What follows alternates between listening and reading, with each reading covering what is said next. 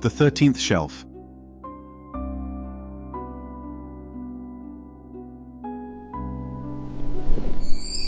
Investigations into the underground world of the occult.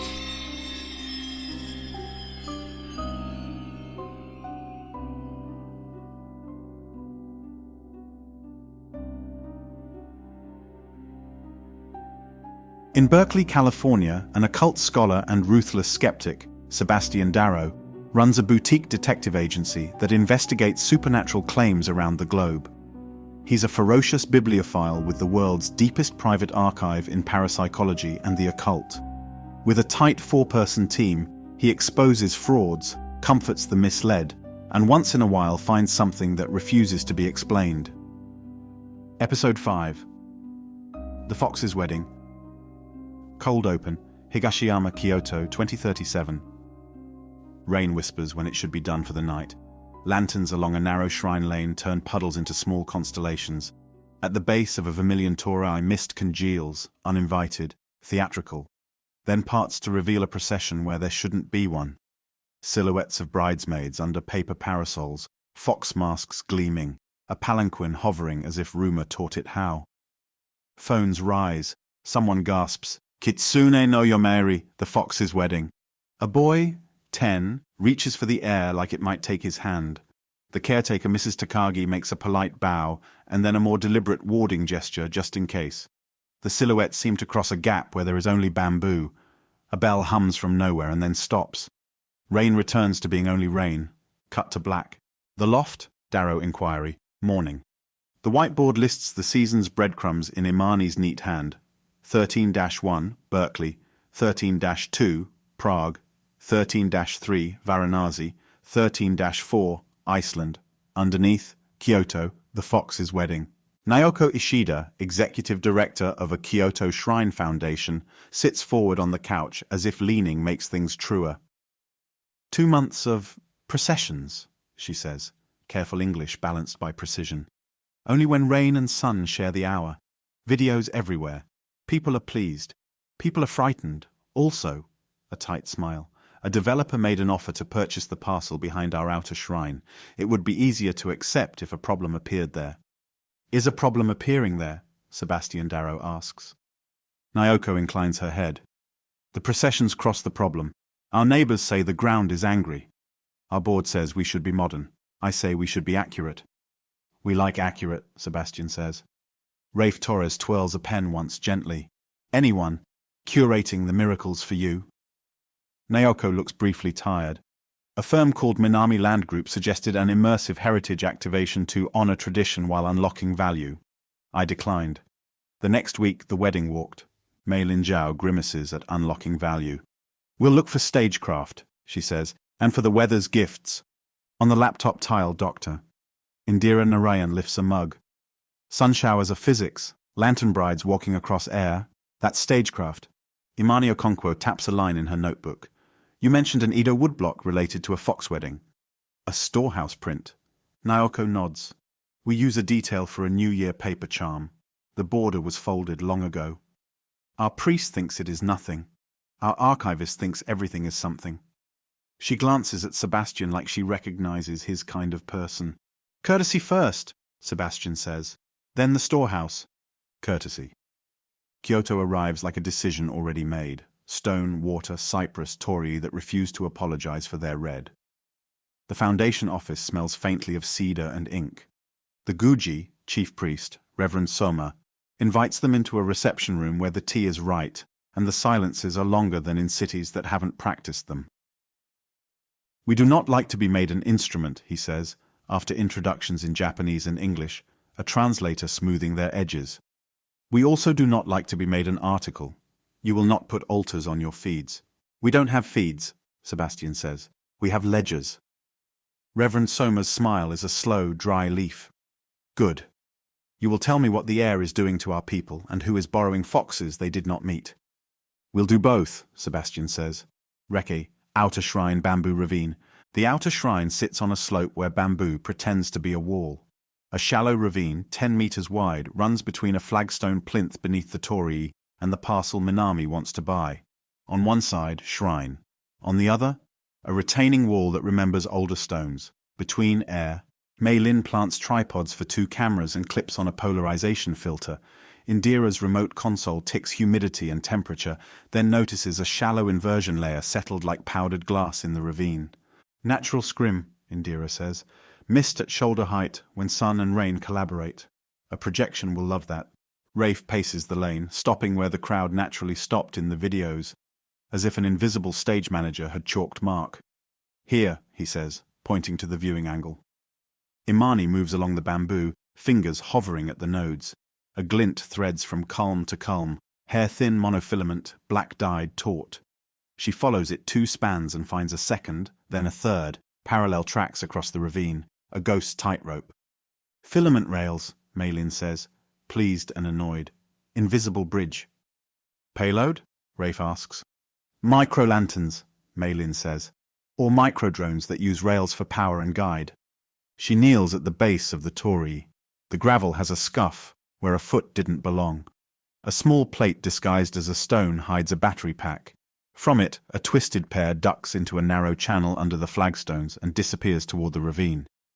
Mei Lin snakes in a boroscope. The screen shows a filament clamp. Polite install, she murmurs. They didn't scar sacred wood, gaps and gravity. Light? Indira asks. Mei Lin studies the underside of the torii and smiles without warmth. 2 short-throw projectors tucked into the crossbeam's shadow, and, she steps sideways, a sheet of ultra-clear polycarbonate angled just behind the left pillar. Baby Pepper's ghost. Sebastian watches the sun seep through rain and keeps wonder on a leash. The procession, reconstructed, dusk. With Reverend Soma's strict conditions, they reconstruct safely what the audience saw. Mei Lin sends 2 thumb-sized LED lanterns gliding along the rails. She loads silhouettes of parasols into a looped animation and paints the ravine's mist. The angled sheet accepts the reflection and sets it mid-air. The ravine decides to be a hallway. Reverend Soma and Nyoko watch. The priest's face is composed until the parasols appear, then a faint exhale.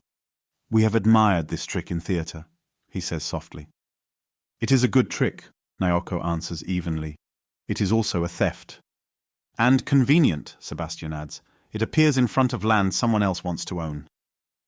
Suspects. Minami Land Group sends Koji Kanda, a liaison with a smile built to pronounce stewardship and easement in one sentence.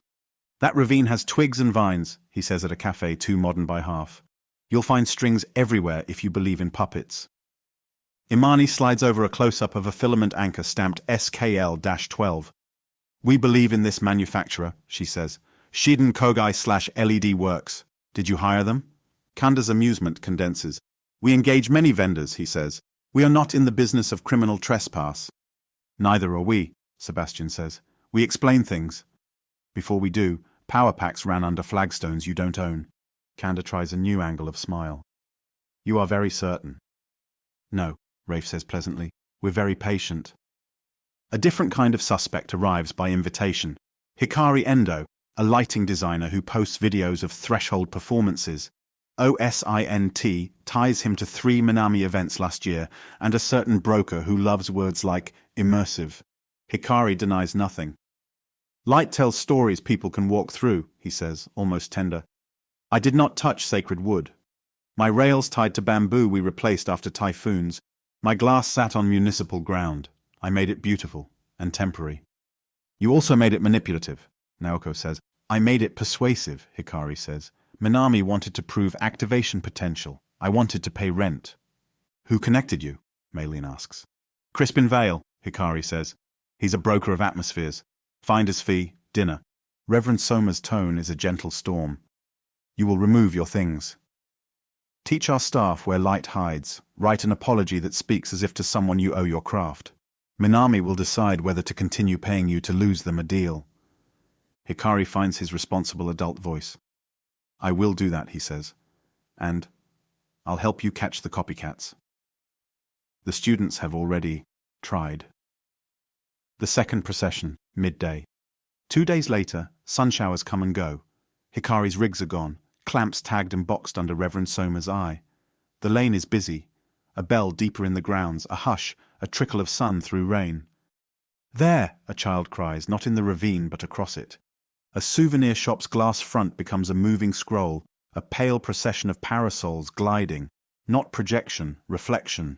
Inside, white parasols with silvery trim hang on a rack.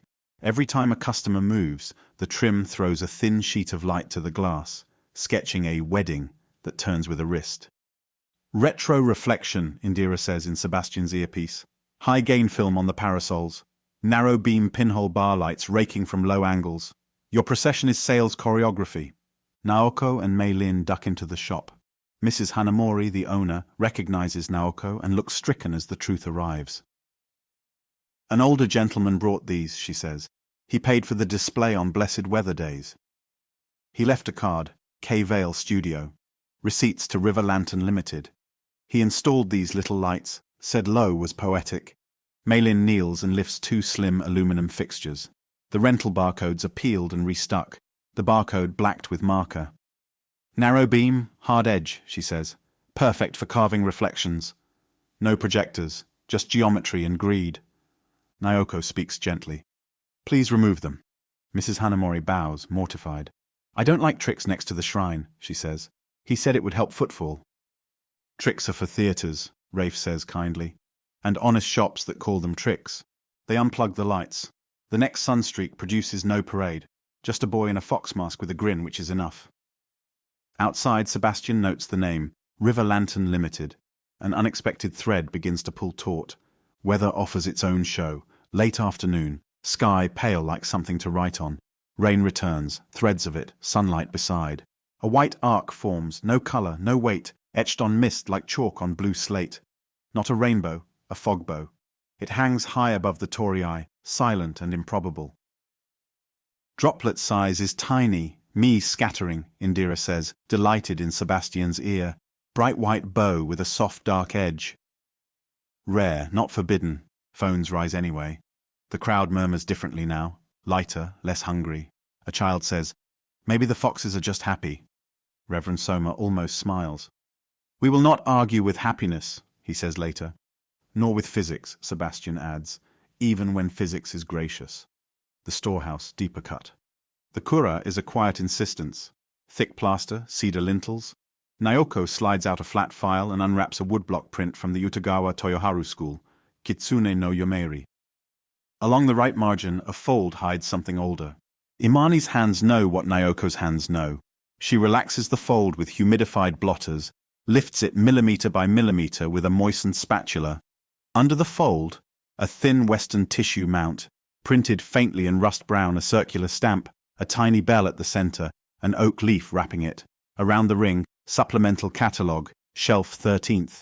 Below, partly hidden by the old fold, Telly, Avenue, Keeley. 1922 private sale ephemera used as conservation tissue, Sebastian says softly. The rumoured stamp design. Telegraph Avenue, Berkeley. Imani dims the room, slides a soft panel beneath, and uses transmitted light. The tissue reveals a blind embossed circle, pressure without ink, and a tiny type sliver, PL7. Someone pressed this tissue against a plate long enough to leave a memory. Plate 7, S-13/7, Rafe says, thinking of the basalt carving in Iceland. At the corner, barely there, pencil, 13-5, a modern hand, the sender's style. They image everything at 3 angles and protect the fold with fresh kozo. Naoko smiles. My archivist will be insufferably happy. I am already insufferably happy, Imani says. Would you like to see one more drawer? Naoko asks, and produces a 1950s accounting stack. The blotter under it is Western, ruled faintly. In one corner, a doodled fox face and a half-legible name, Kanazaki. Lacquerers, Naoko says. They repaired boxes for us. Lacquerers save offcuts, Imani says. Offcuts become mounts. Mounts carry stories. The lacquerer. Kanazaki Urushi smells like the opposite of haste. Bowls in different stages of curing rest on racks like moons with opinions. Mrs. Kanazaki, grandmother and manager, wears an apron with tasteful old stains and an expression balancing pride and practical. We sometimes do paper, she says, for lining boxes. My father, rest his hands, kept Western offcuts in a chest. Haruka, the foreign paper book she calls. Her granddaughter, 20s sharp, brings a ledger bound in cotton string. Inside, taped swatches rated by tiny fan icons. One Western-laid swatch bears a pencil note, bell in box, good for lining, smells of old book. Purchase, Mr. Valerio 2 winters ago. Paid cash, wanted authentic, no receipts. Valerio? Sebastian asks. Haruka nods. Foreign customer. Polite Japanese, gloves for samples, a little cologne, orange peel and varnish. He asked if we could stamp something for him. We declined. He wanted a round design about a shelf. Phone? Imani asks. She shows a number. It's Air. He said he restores a 1922 supplemental catalogue, Haruka adds. I told him we restore bowls and saints, not rumours. He paid double for bell paper anyway. A new name to file. A smell, urushi and citrus to remember. The storm and the rails. A squall surprises Kyoto. The ravine, recently stripped of Hikari's rails, becomes a gutter with ambition. Bamboo above the retaining wall leans. Soil slumps. Two youths duck under tape to retrieve a dropped phone. Step where ground is ground only if you don't ask. Hey, Rafe calls, not there. They plant feet where gravity argued earlier. The slope slithers. Sebastian moves with surgeon's economy, grabbing one boy by the elbow. Rafe catches the other by a backpack strap. Mei-Lin pulls both backward by collars with an engineer's sigh. There should be a banister. The bamboo, freed of monofilament, slides, then stops. Luck more than wisdom. Hikari runs with 2 staked lines from the removal pile. Naoko and a grounds worker lash the cluster back. They stand panting under the torii. Rain decides to end. Hikari stares at the coil of rails at his feet. I convinced myself nothing I made belonged here, he says low. You convinced yourself too neatly, Mei-Lin says. Some of what you built helped hold the slope. That wasn't the purpose. Physics don't care about purpose. Naoko nods slowly. We will detain a few lengths of cord in service to gravity, she says. Different knots. No lights. They re-anchor the bamboo with jute, invisible from the lane, a practical footnote to an ethical correction. The grounds worker bows to Hikari, short and sincere. Hikari bows lower, the not-so-student. Near midnight, a student returns alone to retrieve a clamp. He moves like a person used to doors opening. Rafe spots him. He wasn't with the kids, he murmurs. He was with the kids. They intercept with courtesy. The man smiles thinly. Forgot my clamp, he says in Japanese. Helping with the workshop. Naoko joins and asks the high schooler's name at a table 10 feet away. He gets it wrong. His student ID is a print job. The number fails the registrar's check-digit logic. Imani shakes her head. Who sent you? Sebastian asks. You already have your name, the man smirks. K. Vale. Then, for flourish. And Mr. Valerio says hello. He tries to slip. The grounds worker steps into his path with bamboo strength. He chooses apology instead. Naoko files a trespass complaint with the ward office and keeps the clamp as a teaching prop. The ward office persuades him to donate it. River Lantern Limited. Back at the Ryokan, Imani's laptop glows. River Lantern Limited is a mailbox with 3 addresses and 1 real one, an accountant's office in Osaka. The director, Masato Ikeda, sits on other shells, 2 tied to Minami's PR retainer, 1 to Vale Experiential East. The shop lights rental barcode maps to a contract that also lists microdrones under discretionary add-ons. Plan B, Mei-Lin says. If rails were discovered early, they would have gone airborne. Imani pulls a purchase. Retroreflective film. Komyo signage XS13. She whistles. Model code XS13.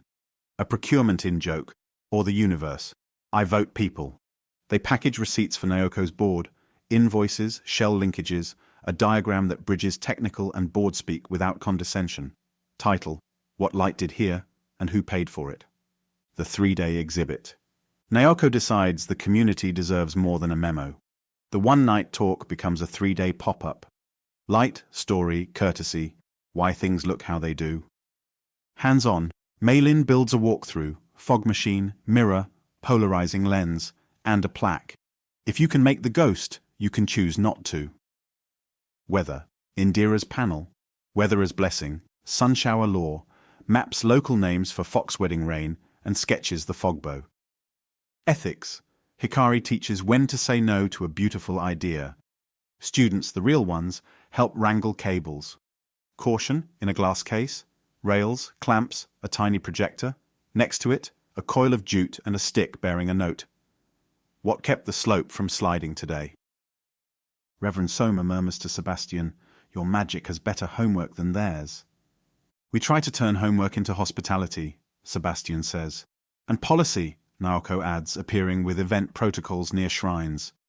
"The city's cultural office adopts it with edits only a lawyer could love. Letters with teeth. Nyoko's board meets. Minami Land Group receives a short letter with long implications, dates, devices, shells, code sections. The exit, already discussed, becomes binding, removal, education funding, panel review. A new clause, disclose all third-party, experiential engagements within city limits for 24 months. Kanda's PR minder wants disappointment instead of regret. Naoko says no. Kanda signs. The cultural office co-signs. 2 days later, River Lantern Latidi dissolves. Akida steps down from 3 shells. Vale Experiential East posts a Friday non-apology, misunderstood, that sinks like a stone. Mrs. Hanamori at the souvenir shop switches to warm floods, removes reflective parasols, and hangs a hand-lettered sign. Foxes don't need lamps to walk. She sells out of ordinary paper parasols by Saturday, the envelope, and a fragment. After the exhibit closes, the Ryokan hallway breathes, and a lacquered getter box appears outside the team's room. Inside, a thin envelope. Sebastian slides it onto the desk with a spatula, opens it with glassine. The slip inside is Western laid stock, watermark bell in a box. Pencil, neat, 13-5. Below, Kyoto. A tiny printed fox in the corner, stationary humor. "They're proud of themselves," Rafe says. "They're a little funny," Maylin allows, because she recognizes petty genius when it stickers the page. Imani says, "Enough." The note is sleeved and logged. They go to sleep. In the morning, the clerk arrives with a small lacquered tray. Apologies for the disturbance. On the tray, a roll of tissue tied with red thread, found at the Inari sub-shrine near a child's fox statues. They unwrap it with care. Inside, a brittle printed sliver, an actual fragment. An index header torn. Li Suplem, a blind embossed PL5. In the margin, the ghost of a round binder's ticket. Pressure, not ink. The smell is unmistakable. Old paste and a faint citrus from urushi that once saw sun. "It's real," Imani says. "Not a note," Ashad. "Valerio was here," Rafe says. "Or someone performing Valerio," Maylin says. "Either way," Sebastian says, voice level. "They used a sacred space to hand us bait. We'll accept the gift and decline the habit." They image the fragment under raking and transmitted light. Fibers, Western laid, bell in box. They log it under ARC, 13th Shelf, active, with a line. Recovered at Inari. Stewardship observed, do not return to sender. The parcel that lied. Back in Berkeley 2 days later, a small parcel arrives, overtaped, no return address. They don't touch it until Gus, their Episode 1 facilities whisperer, scans it with a handheld X-ray. A slipcase around, nothing.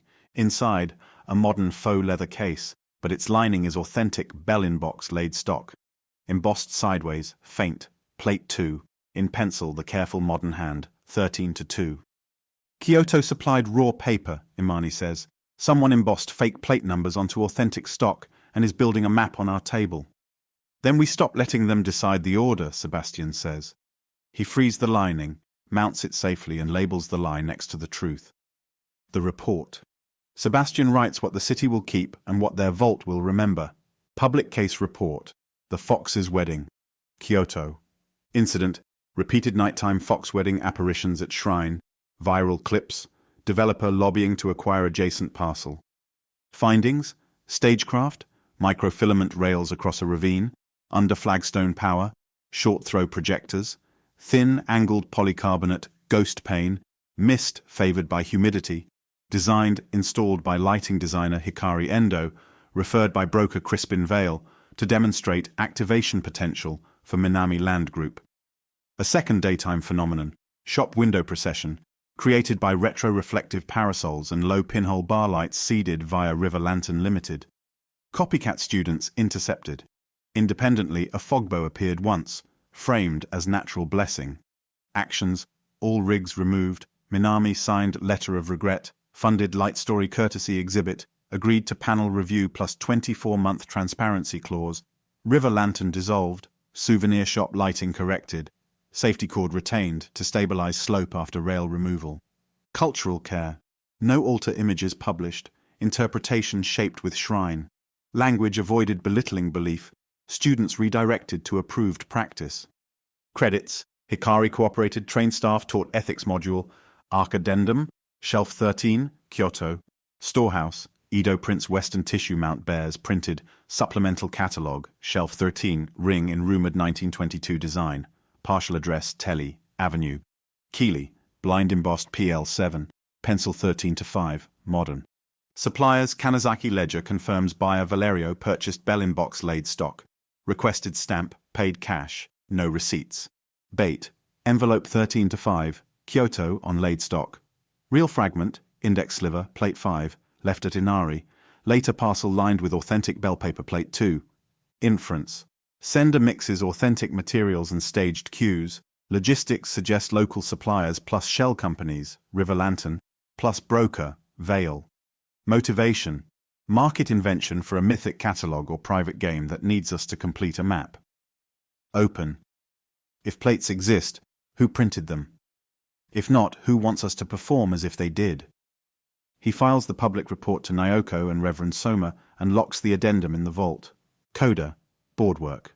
The whiteboard now reads 13-1, Berkeley 4-edge, 13/S, 13-2, Prague offset, 13-3, Varanasi, binder's lining, 13-4, Iceland, basalt carving, S-13/7, 13-5, Kyoto, tissue stamp plus blind emboss plate 7, real fragment plate 5.